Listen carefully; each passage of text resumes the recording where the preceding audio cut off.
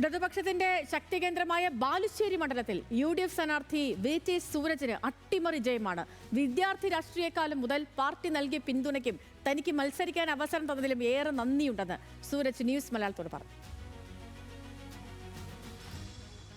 പ്രതികരണത്തിലേക്ക് നമുക്ക് വരാം. അതിനു മുൻപ് മറ്റൊരു റിപ്പോർട്ടിലേക്ക് കൂടി പോവുകയാണ്. കേരളം ഉറ്റുനോക്കിയ ധർമ്മടത്ത് ഇടതുകോട്ടയെ വിറപ്പിച്ച് UDF മുഖ്യമന്ത്രി പിണറായി വിജയൻ സ്വന്തം മണ്ഡലത്തിൽ പോലും പിന്നിൽ പോയ കാഴ്ചകൾ നമ്മൾ കണ്ടിരുന്നു. അത് കുറച്ചു മുൻപ് കാണുകയും കണ്ടിരുന്നു. നമ്മൾ അതിനെക്കുറിച്ച് പറയുകയും ചെയ്തിരുന്നു. ഇപ്പോൾ സാങ്കേതികമായി ഒരു വിജയം കൈയകലത്ത് വഴുതിയെങ്കിലും തിരഞ്ഞെടുപ്പ് ഫലപ്രഖ്യാപനത്തിൽ ഏറ്റവും ശ്രദ്ധ നേടിയത് ധർമ്മടത്തെ കോൺഗ്രസ് സ്ഥാനാർത്ഥി VP അബ്ദുൾ റഷീദിന്റെ പ്രകടനം തന്നെയാണ്.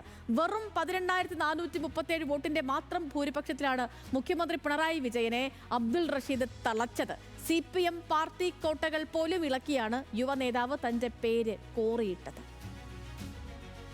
CPMന്റെ ഇളകാത്ത കോട്ട ധർമ്മടം എന്നതും കുലുങ്ങാത്ത നേതാവ് പിണറായി വിജയൻ എന്നതും പഴങ്കഥയായി.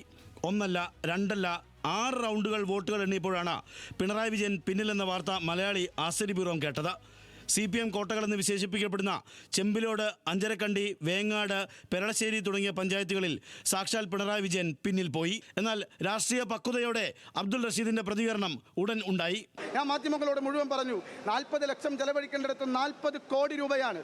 വേടന്റെ പരിപാടി ഉൾപ്പെടെ കണ്ടു, എക്സ്പെൻഡിച്ചറിൽ രേഖപ്പെടുത്തിയിട്ടില്ല. 40 കോടിയോളം രൂപ അവസാനത്തെ 6 ദിവസവും സാമ്പത്തികം അതുപോലെ ഒഴുക്കിയിട്ടും ഈ ഘട്ടത്തിൽ പോലും പിടിച്ചു നിൽക്കാൻ കഴിയുന്നില്ലെങ്കിൽ തീർച്ചയായും ധർമ്മടത്ത് രാഷ്ട്രീയപരമായി UDF വിജയിച്ചു കഴിഞ്ഞു. ജവഹർ ബാലജന വേദിയിലൂടെയാണ് കണ്ണൂരിലെ ഈ യുവരക്തത്തെ കോൺഗ്രസ് നേതൃത്വം കണ്ടെടുക്കുന്നത്.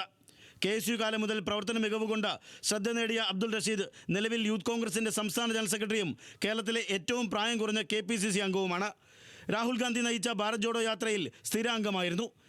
ധർമ്മടം മണ്ഡലത്തിലെ പാലയാട് കോളേജിലായിരുന്നു നിയമപഠനം. ഇക്കാലത്ത് ജീവന് അപകടമുണ്ടാകുമെന്ന പോലീസ് ഇന്റലിജൻസിന്റെ റിപ്പോർട്ടിനെ തുടർന്ന് പോലീസ് സംരക്ഷണയിലായിരുന്നു പഠനം. 2016 തളിപ്പറമ്പിൽ CPM ഭൂരിപക്ഷം കുത്തനെ ഇടിച്ച ചരിത്രവും അബ്ദുൾ റഷീദിനുണ്ട്. ഇടതുതരംഗം ആഞ്ഞടിച്ച 2021 ജെയിംസ് മാത്യുവിൻ്റെ പഴയകാല റെക്കോർഡായ 40,617 എന്ന ഭീമൻ ഭൂരിപക്ഷം നേർപകുതിയാക്കിയതും അബ്ദുൾ റഷീദ് തന്നെ. ഇത് CPM കേന്ദ്രങ്ങളെ അന്നു തന്നെ ഞെട്ടിച്ചിരുന്നു. എതിരാളിയാകട്ടെ MV ഗോവിന്ദനും. കഴിഞ്ഞ 5 വർഷമായി തളിപ്പറമ്പ് കേന്ദ്രീകരിച്ചായിരുന്നു അബ്ദുൾ റഷീദിൻ്റെ പ്രവർത്തനമെങ്കിലും TK ഗോവിന്ദൻ CPM വിട്ടുവന്ന രാഷ്ട്രീയത്തിൽ റഷീദിന് ധർമ്മടത്തേക്ക് മാറേണ്ടി വന്നു. CPMനെയും പിണറായി വിജയനെയും പിടിച്ചുലച്ച ഈ യുവ നേതാവ് എന്നാൽ ഒരു പരാതി കൂടി ഈ ഘട്ടത്തിൽ പാർട്ടിയെ അറിയിച്ചു. ഞാൻ പറഞ്ഞു, ധർമ്മടം പിടിക്കും, ധർമ്മടം ജയിക്കും. പക്ഷേ അത് ഏറ്റുപറയാൻ ആരും ഉണ്ടായിരുന്നില്ല. ആ പ്രചരണ രംഗത്ത് പോലും സ്ഥാനാർത്ഥി എന്ന നിലയിൽ ഒറ്റയ്ക്ക് പ്രചരണം നയിക്കേണ്ടി വന്നു കൊടുത്ത നേതാക്കന്മാരും പ്രവർത്തകർക്കും.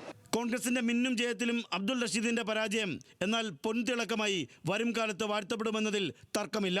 News desk, news Malayalam.